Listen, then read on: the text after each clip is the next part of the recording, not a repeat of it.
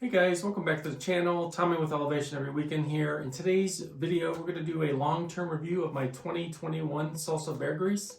I took delivery of this bike in late August of 2020, and because at the 1-year mark it was still in completely stock form and I knew I had big changes in store for the bike, I held off on doing a review at that time. So now that I have had the bike about 18 months, I did want to do a more comprehensive review, not only covering the bike's stock performance, but also I wanted to go over the changes I've made, why I've made them, and how I really feel they round out the bike's versatility and capability.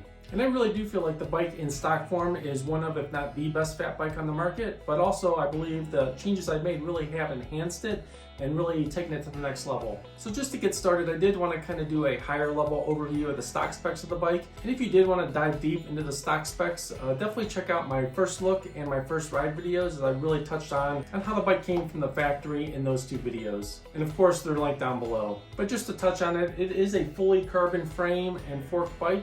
All the Beargrease bikes ship with 27.5-inch wheels and tires. And this one specifically came with the Sun Winglay 80mm wide mule foot wheels and hubs. And the stock tires it was fitted with were from 45 North. They were the 4-inch wide Van Helgas. The drivetrain was Shimano Dior 1x11, which I've had good luck with overall as far as being a good solid entry-level drivetrain.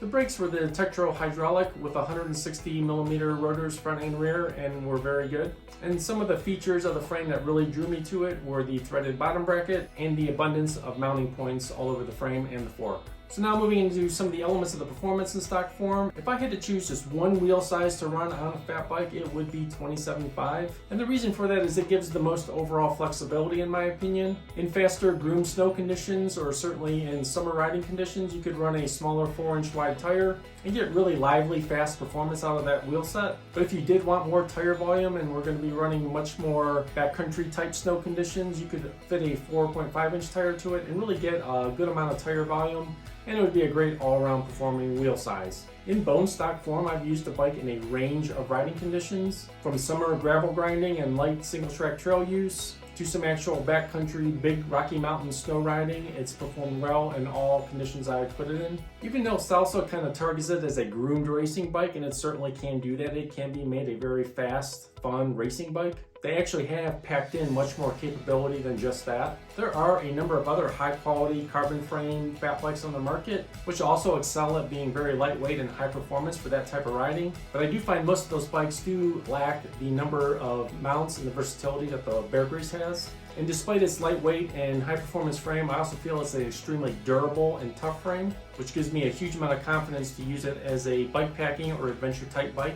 And that's really where my eye went towards the bike as far as the modifications I've made. I saw it as a great opportunity to have a 29 plus wheel set built for it, and then run a full 29 by 3-inch tire, and then really use it as a targeted adventure long day ride type bike, which would be great at longer distances and handle a mixed batch of terrain, from pavement to hard dirt and gravel grinding, and even some light trail use, all with distance and exploration in mind. So after fitting the 29 plus wheel and tire combination of the bike, and racking up many hours and many hundreds of miles, I can say with confidence I think it competes with any of the burlier 29er hardtails on the market or other 29 plus adventure style bikes. I ran the bike for many weeks with just the 29 plus setup and the stock bar and cockpit, and actually had a lot of fun on the bike as far as local single track and a bunch of gravel grinding. But it was right about that time I saw Surly announced and released the Salsa Corner Bar, and I really saw an opportunity to take my concept for the bike to the next level. And it was only because of the inherent attributes of the Beargrease frame that the concept I had was even possible. And again, those essential elements are the lightweight carbon construction, yet while maintaining strength and durability, and having an abundance of mounts. So in its current and final form, the bike maintains almost all of its capability in 29 plus form. I can still do light trails with it. I would never use it on extreme trails, but I can certainly do light single track. But the main benefits are, from an adventure riding standpoint, the design of the cockpit is much more performance oriented and aerodynamic. And the corner bar offers 3 valid hand positions for comfort. And then of course, the aero bars offer a 4th position, which can be used for very long rides, and Most importantly, when it's windy out, it's a great way to get out of the wind and really cut through. And riding in the backcountry and in the mountains, you will encounter wind, and it's the one thing I wanted to be able to mitigate when I was out on a bigger ride. So for all the positive attributes and things I really love about this bike, there's one thing I would kind of count as a negative that I wanted to mention. And that one thing is I've had issues with the rear cassette coming loose. I've used Shimano drivetrains on a number of my mountain and fat bikes over the years. That's not an issue I've ever had on any other bike, but it has happened on this bike 4 or 5 different times. The first few times it happened on the stock rear wheel, so I kind of just attributed it to an issue with that specific wheel, as each time I would torque it back to spec and it would hold for several weeks, but eventually it would come loose again. But when I had this 29 plus wheel set built, there were extreme limitations in the hubs I could use. So my wheel builder was actually able to find a set of the same Sun Ringlay hubs that are on the stock wheels and use them for these wheels here. And he did say they're a good solid hub set, so he had no qualms using them for a wheel build. But oddly enough, I've had the same issue with the rear cassette coming loose on this 29 plus wheel as well with the same hub. So now I'm pretty confident in saying that it's actually the rear hub that is the issue and it's more of a design issue. And one of the things I actually notice in both sets of wheels is when I'm riding, if I'm under hard power and I stop pedaling abruptly, you can feel kind of a lashback in the hub. And I'm pretty confident in saying when that happens, it probably is acting against the bolt that tightens it down and over time will loosen it. So I will say, now that I'm kind of cognizant of that happening, I try to avoid it. So I try to spin down more gently so I don't get that more violent kickback from the hub. And in the last couple months, even though I put more miles on this bike than ever before, I have not had it come loose. So I think that is probably the issue. So again, it's not really anything specific to the Salsa Beargrease. I think it's really just an issue to be aware of with the Sun Ringlay rear hub. Other than that single issue, I have had no other issues with the bike. The bottom bracket has been completely silent despite using it in a variety of weather conditions and temperatures and getting it wet, getting it dusty.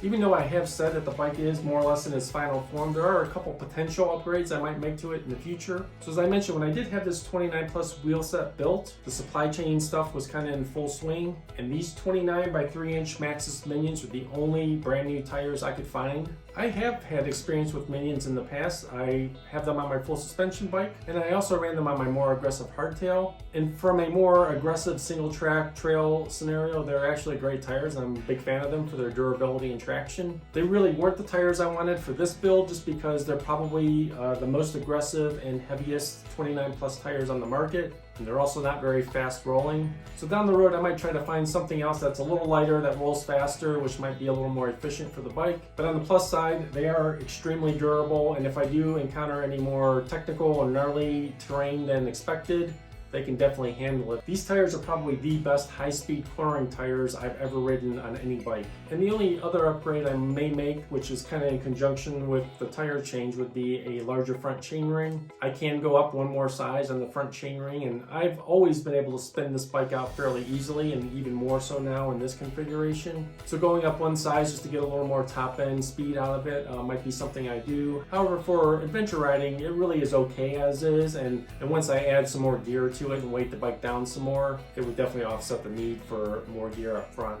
So just to kind of summarize, I do feel it is a fantastic bike, and I would highly recommend it to anyone that's in the market for a carbon fat bike. Even though prices have gone up this year, I still think the Duo version of this bike is a tremendous value and definitely one worth considering.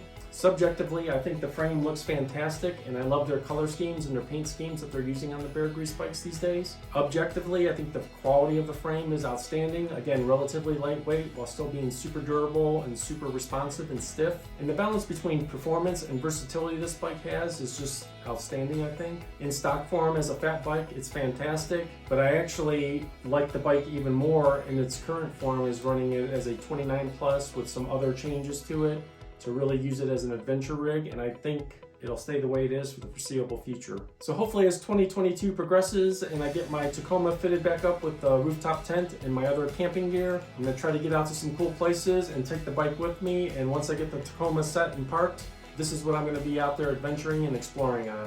And it is my hope and my plan to bring as much of those adventures as I can to you through my YouTube channel. So if you're looking for a stable, durable, reliable bike that is still performance minded, this bike gets my highest recommendation. So if you have found my long-term overview of the bike helpful, definitely drop a like down below. If you have any questions or comments about the bike in stock form or with the modifications I've made to it, definitely drop those down below. And if you're interested in following any of my future adventures with this bike and other bikes on my channel, definitely subscribe. It does really help out the channel. It's the best way to tell YouTube you want to continue to see this kind of content. So lots more to come, so stay tuned. Thanks a lot and have a great day.